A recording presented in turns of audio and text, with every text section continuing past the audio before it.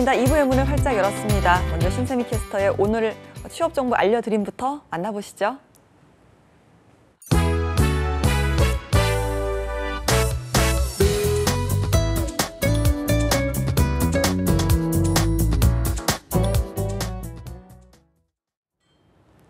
네, 취업 정보 알려드림의 신샘입니다. 오늘의 고졸 이상의 공기업 및 공공기관 채용 소식입니다.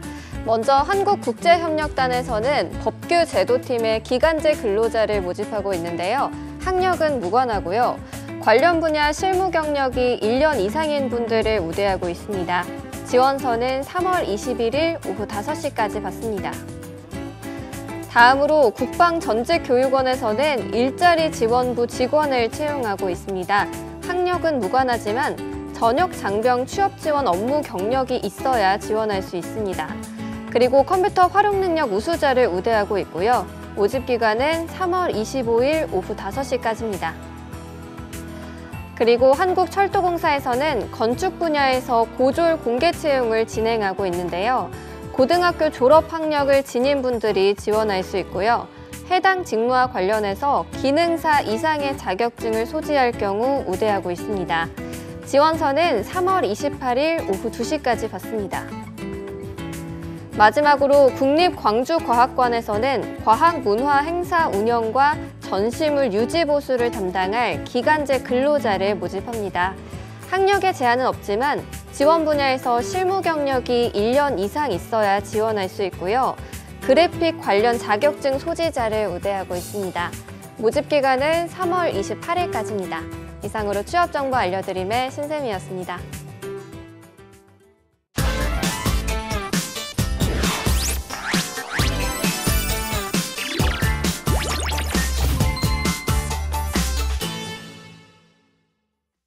네, 특성화고 진로 수업 2부에서는요. JA코리아의 송윤섭 팀장님 모셨습니다. 어서 오십시오. 네, 반갑습니다. 네, JA코리아 송윤섭입니다. 네, 팀장님 저희 새 스튜디오는 처음이시죠?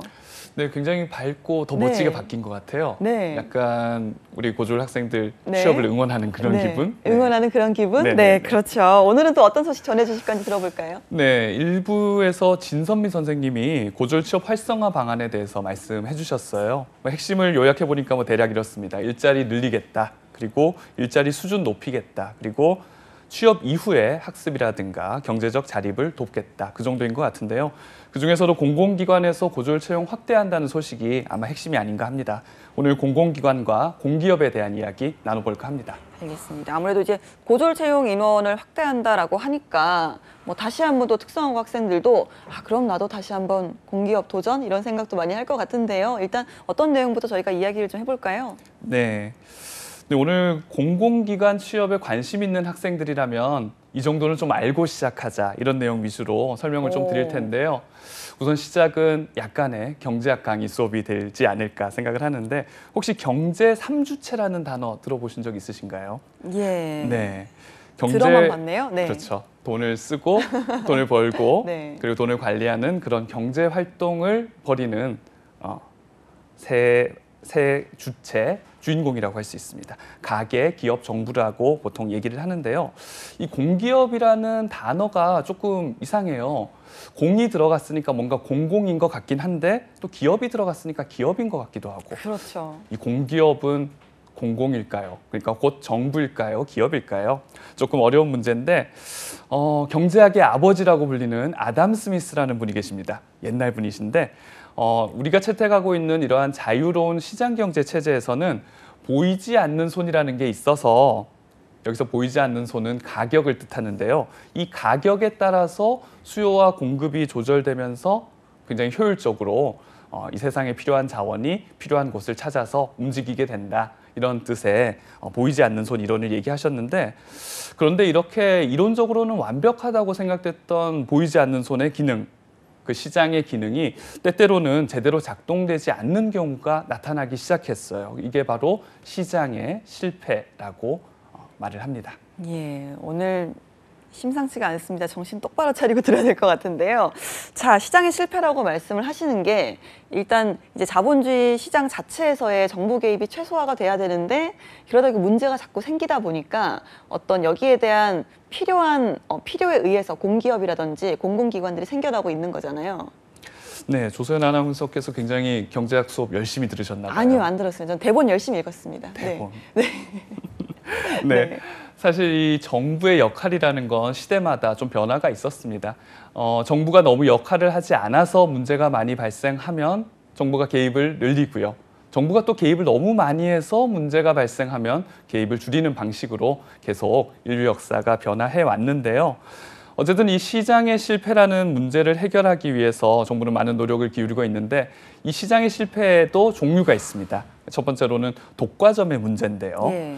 가격의 자동 조절 기능이 완벽히 작동하려면 여러 기업이 자유롭게 경쟁하는 구도가 형성이 되어야 되는데 사실 현실을 생각해 보면 그렇지는 않습니다. 우리가 늘 누구나 사용하는 휴대폰, 통신회사 몇 개 안 되죠? 그리고 뭐 전자제품 역시 몇 개 회사가 떠오르지 않아요. 뭐 자동차 회사도 마찬가지고요.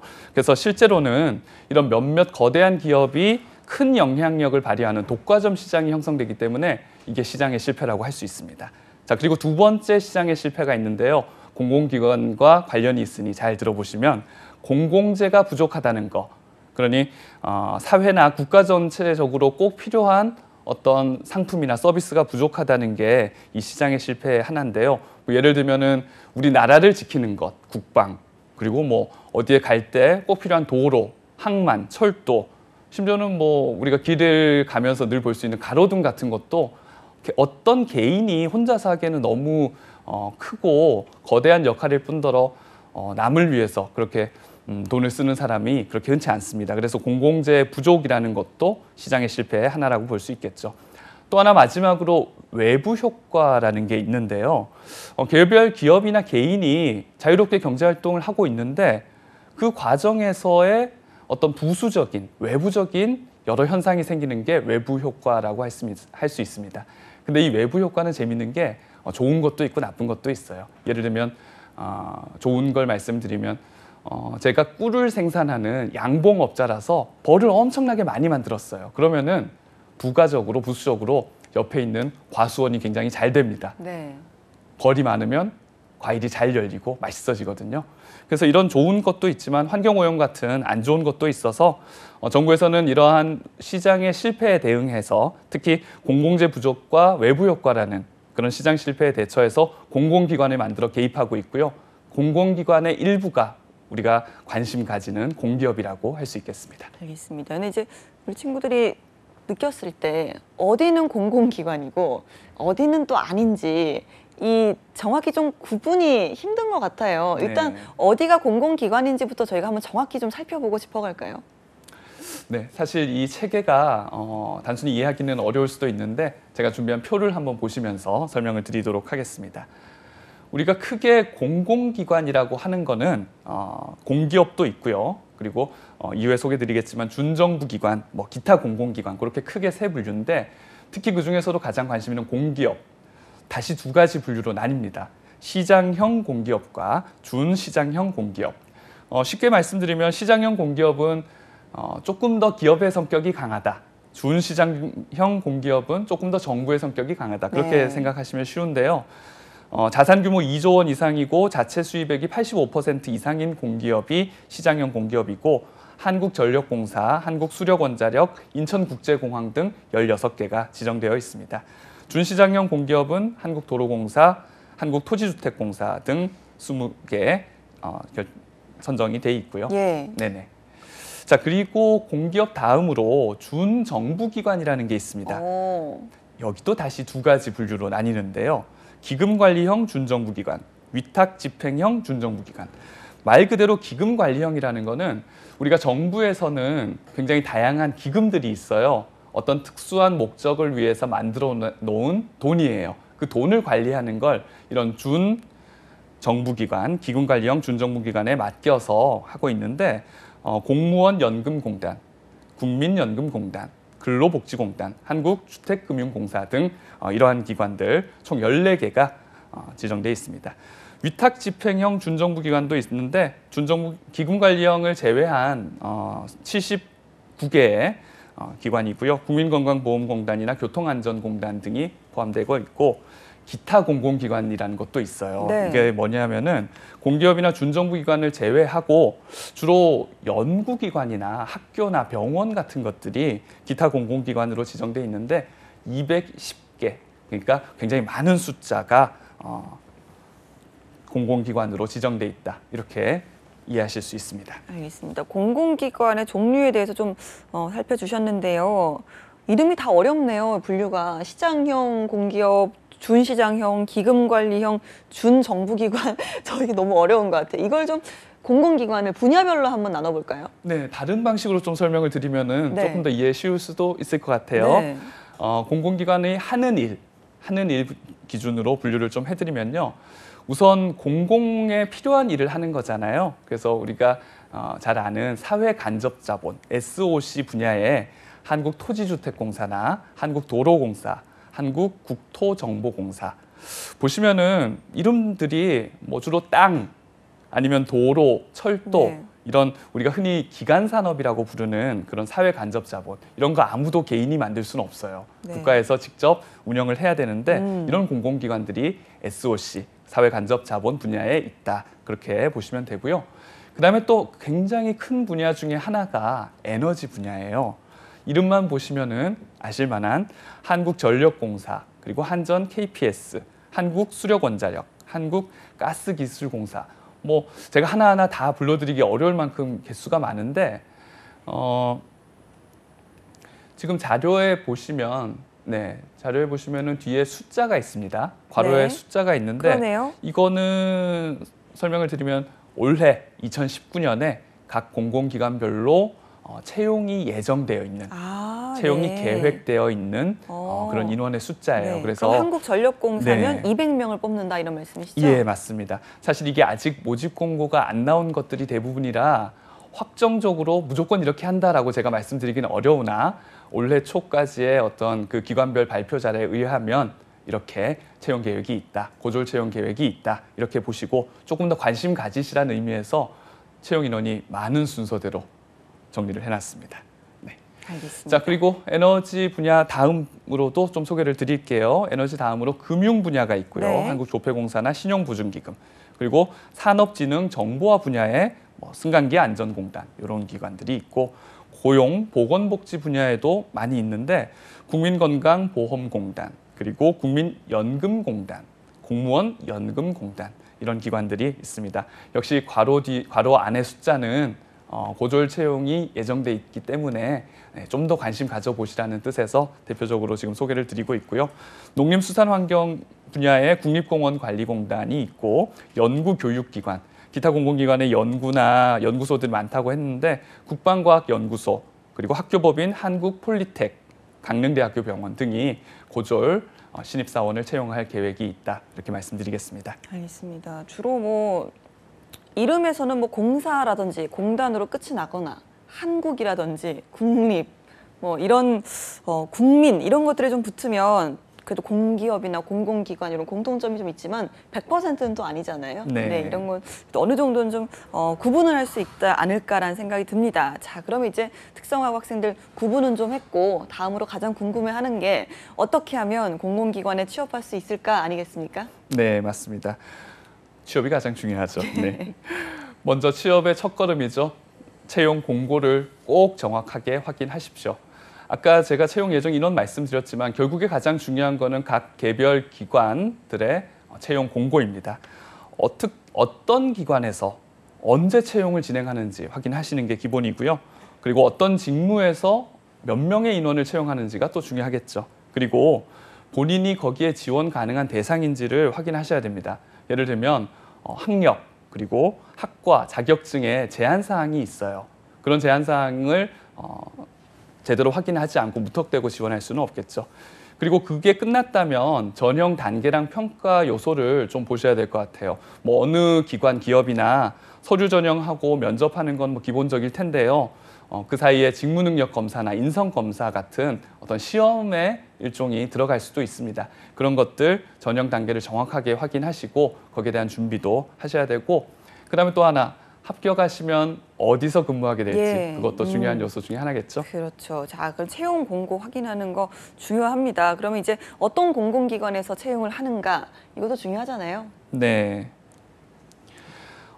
어떤 공공기관, 그러니까 그 공공기관이 어떤 곳인가 지원하는 기관을 알아보는 거는 정말 기본 중에 기본이에요. 예. 이걸 잘 이해할수록 여러분이 자소서도 잘 쓸 수 있고 면접도 잘 볼 수 있고 결국에는 취업의 확률이 올라간다. 그렇게 보면 되는데 추가적으로 기관별로 인재상도 조금 확인을 해보시면 좋을 것 같아요. 채용 기관마다 다른 기업의 인재상이 있습니다. 선발을 우리는 어떤 사람을 하겠다. 그걸 좀 확인하시면 더 도움이 될 거예요.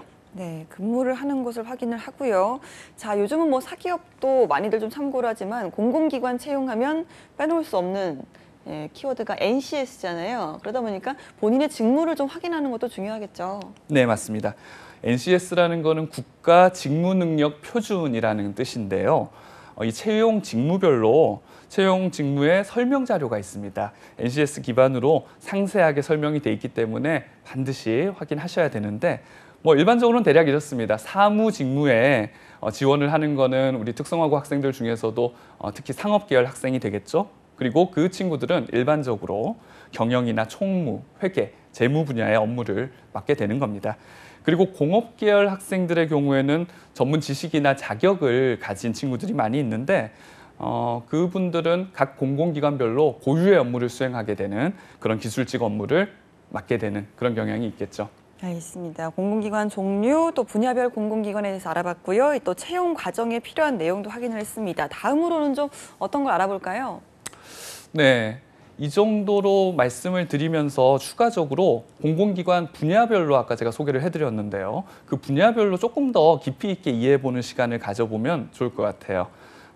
채용 과정에서 공공기관을 이해하고 있다는 거, 어디에 지원하는지, 뭐 하는 데인지 이해하는 거, 합격 확률을 높이는 기본 중에 기본이라고 말씀을 드렸습니다. 알겠습니다. 그럼 공공기관도 굉장히 많은데 저희가 좀 어떤 분야부터 한번 짚어볼까요?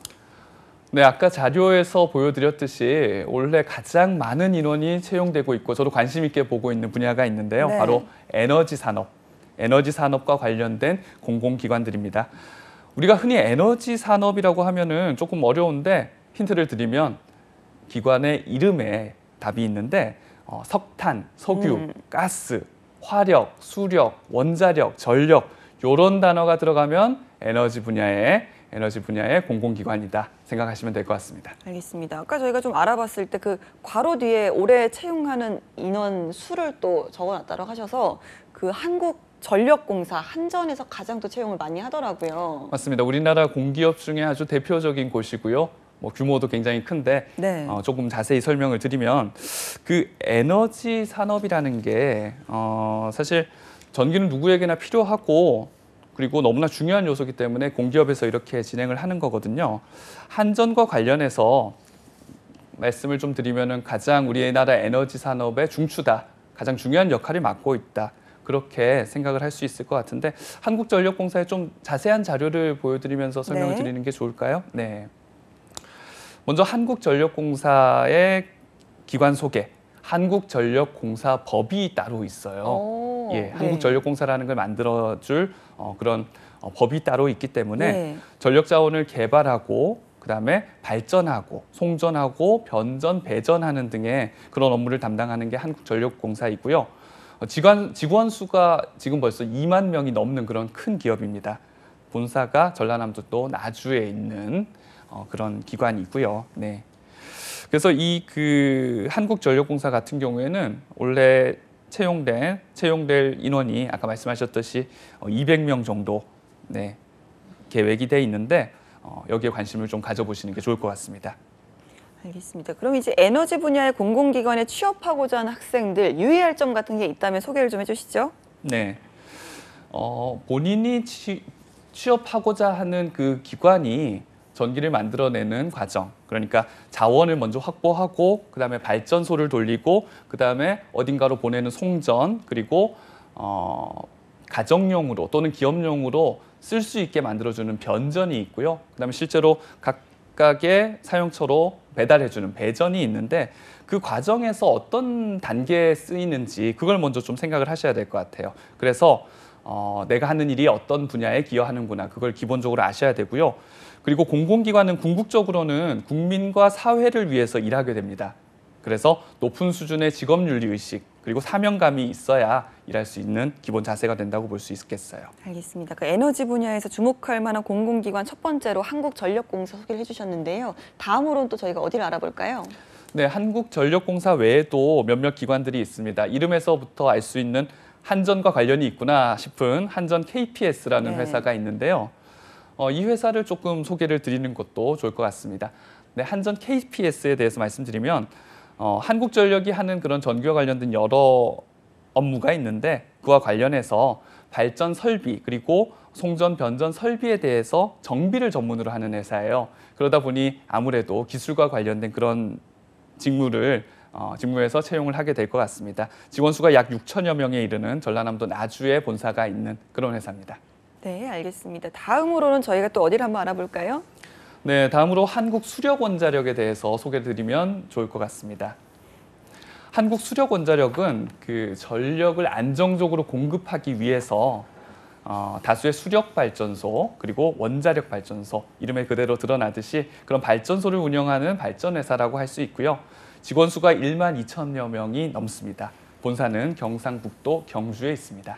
알겠습니다. 다음이 이제 가스기술공사인데요. 여기도 좀 소개를 한번 해주시죠. 네, 한국가스기술공사라는 회사가 있는데 천연가스를 생산하고 공급하는 설비에 대한 정비 그리고 천연가스 설비에 관련된 정비와 기계와 관련된 회사인데요. 직원 수가 약 1,500명이고요. 본사 소재지가 대전인데 이곳도 올해 역시 고졸 직원들을 채용할 계획이 있으니 관심 가져보시면 좋을 것 같습니다. 알겠습니다. 그래서 저희가 아까 이제 한전부터 뭐 KPS 또 수력원자력 알아보고 있는데 이 전형 절차가 조금씩은 다른 것 같아요. 대부분이 네. 이제 서류 필기, 면접인가 하면 전력공사 같은 경우는 굉장히 좀 오랜 채용 절차가 있네요. 네, 대표 공기업답게 절차가 조금은 복잡한 면이 있는데요. 네. 그 서류 전형뿐만 아니라 그 이후에 직무 능력 검사와 인성 검사가 있습니다. 네. 그리고 면접도 두 단계로 나뉘어서 오. 예정이 돼 있는데 직무 면접 그리고 종합 면접으로 나뉘어서 진행되고 있고 또 특별한 사항 하나 알고 계셔야 될 게 있는데 채용형 인턴으로 뽑아서 정규직 전환을 한다. 네. 이런 얘기가 있습니다. 네. 여기에 대해서 고등학생들이 조금 쉽지는 않은데 말씀을 좀 부담스럽죠. 드리면 우선은 인턴이란 얘기예요. 정규직이 아니란 얘기입니다. 일단 인턴으로 된 다음에 그다음 이후에 일하는 거 보고 정규직 시켜주겠다. 변환해주겠다. 전환해주겠다. 이제 이런 건데요.